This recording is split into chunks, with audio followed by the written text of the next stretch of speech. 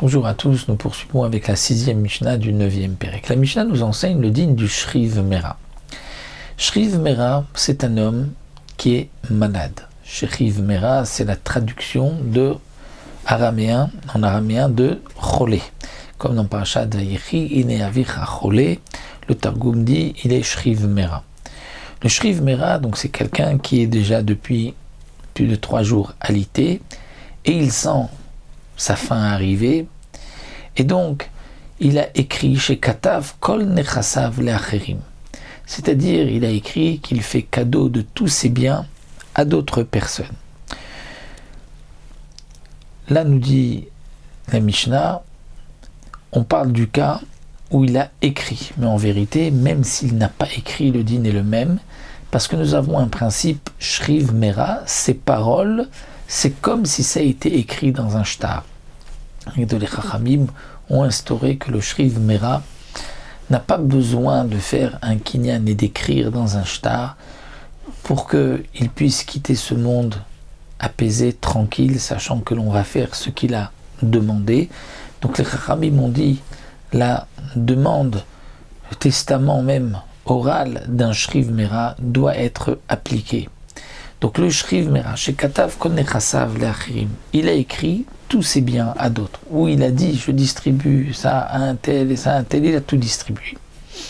Eh bien le din est que si ensuite il ne meurt pas, il retrouve la santé, il reprend tout, puisque on considère que tout ce qu'il a donné c'est parce qu'il pensait quitter ce monde. Si en fin de compte il ne quitte pas ce monde, il reprend tout.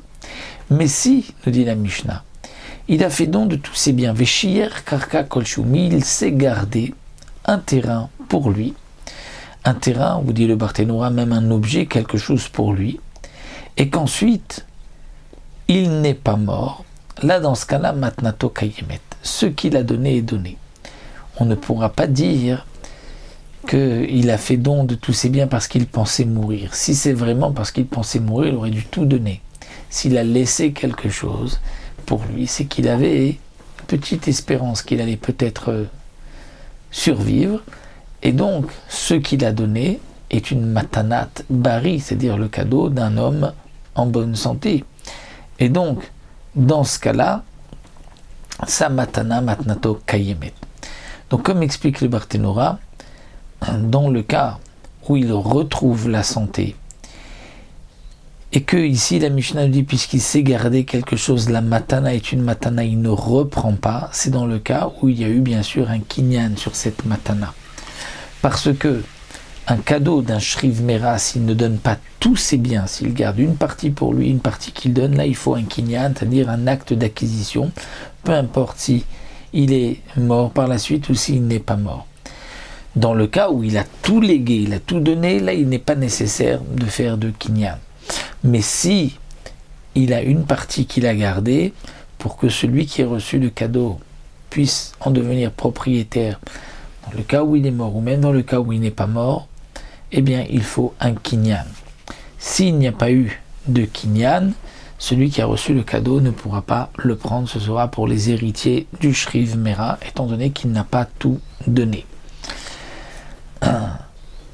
Ça c'est dans le cas, dit le Barthénora, où il a dit « donnez de mon vivant, donnez maintenant ». Mais si quelqu'un a dit « donnez à un tel et tel terrain après ma mort », là il n'est pas nécessaire de faire de kinyan, même si il a gardé quelque chose pour lui, explique le Barthénora.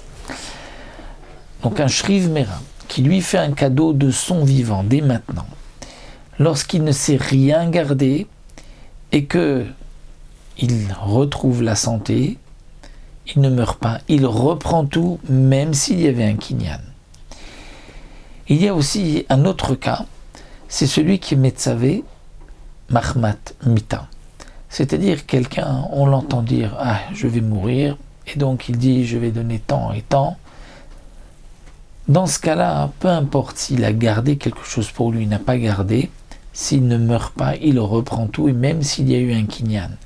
Pourquoi ? Étant donné qu'il est Metzavé Mahmat Mita, il précise, il dit, il parle de la mort. Donc puisqu'il parle de la mort, on considère qu'il a voulu donner seulement parce qu'il allait mourir. Et donc même s'il s'est gardé quelque chose pour lui, il reprend s'il ne meurt pas. Et s'il meurt, alors celui qui a reçu le cadeau en deviendra propriétaire, même s'il n'y avait pas de kinyan. Donc là, le Barthénoura nous a donné tous les cas. Donc nous avons en vérité 3 cas. Le Shriv Mera qui fait don de ses biens lorsqu'il donne tous ses biens. Le Shriv Mera qui fait don de ses biens lorsqu'il donne une partie de ses biens. Le Shriv Mera qui fait don de ses biens après sa mort. Et celui qui est Metzavé Mahmat Mita, c'est-à-dire il parle de sa mort et il dit donner tant ou tant à un tel, et là peu importe s'il s'est gardé quelque chose ou pas. Donc revenons dans les mots de la Mishnah. Le Shriv Mera qui a écrit tous ses biens à d'autres personnes, il s'est gardé quelque chose, et qu'en fin de compte il retrouve la santé, maintenant Kayimet, ce qu'il a donné est donné. Lo Shir Kakolchi aussi ne s'est rien gardé, alors En Matnatomat Kayimet, sa matana n'est pas Kayimet, il pourra reprendre.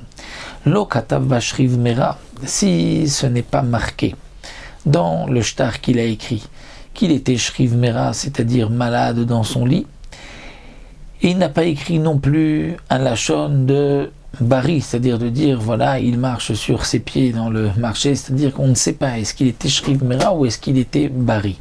Et il ne s'est rien gardé. Et ensuite, il ne meurt pas.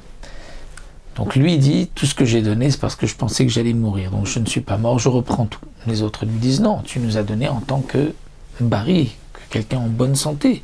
Donc c'est donné et tu ne peux rien reprendre. Donc ou Omer Shriv Meraya, lui dit qu'il était Shriv Meraven, Omri, mais eux, ceux qui voulaient recevoir le cadeau, on dit Bari Aya, non, il était en bonne santé. Eh bien, Tsarich la Viraya, Shriv Meradi Rabmir dit, puisque maintenant il est en bonne santé, donc c'est à lui d'apporter une preuve qu'au moment où il avait écrit, il était Shriv Mera. Non, les Chachamim disent, on ne regarde pas comme il est maintenant, on fait appliquer le principe tout simple que celui qui veut faire sortir de l'argent de son prochain, c'est à lui d'apporter une preuve. Et donc, puisque celui qui a reçu le cadeau veut lui faire sortir cet argent, donc à lui d'apporter une preuve qu'il était en bonne santé au moment où il a fait don de ses biens.